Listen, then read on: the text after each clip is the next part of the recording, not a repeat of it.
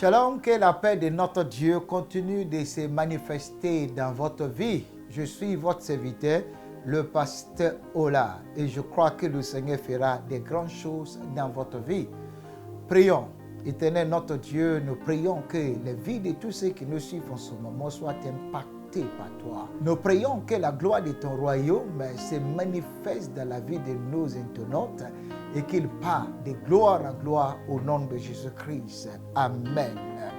La dignité du royaume. La dignité du royaume. Cette année 2023, le Seigneur nous a promis de nous accorder la dignité du royaume. Nous allons traiter aujourd'hui Matthieu chapitre 13 du verset 31 au verset 33. Il est proposé une haute parabole et il dit: le royaume des cieux est semblable à un grain de sénévé qu'un homme a pris et sémé dans son champ. C'est la plus petite de toutes les semences, mais quand il a poussé, il est plus grand que les légumes et devient un arbre, de sorte que les oiseaux du ciel viennent habiter dans ses branches. Alléluia. Nous voyons dans ces deux versets la dignité que Dieu peut nous accorder.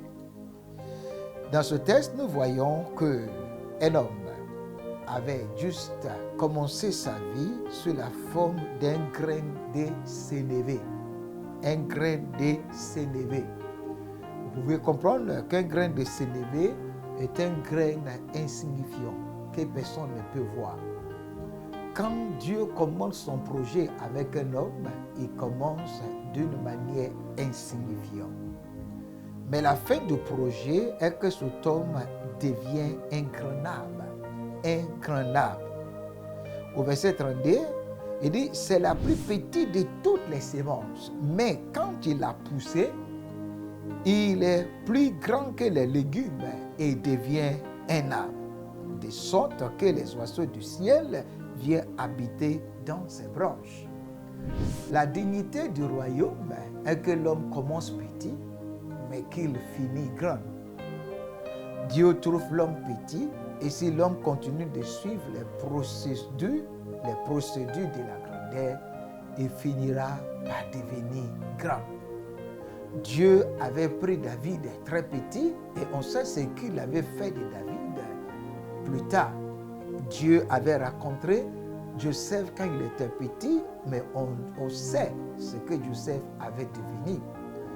Le projet de Dieu dans nos vies est un projet réalisé par le royaume et par ses principes. C'est pourquoi je veux te dire, toi qui m'entends, tu as commencé comme un grain. Aujourd'hui, tu commences à grandir. Et la Bible dit, tu pousses et tu deviens le plus grand parmi les légumes et tu finis par devenir un arbre.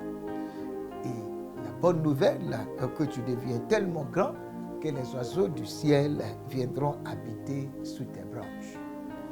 Dieu veut nous accorder sa dignité en cette année 2023.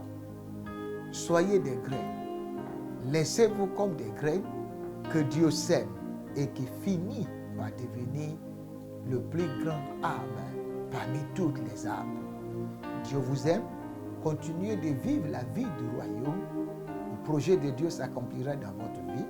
Il sera grand et vous serez bénis au nom de Jésus-Christ.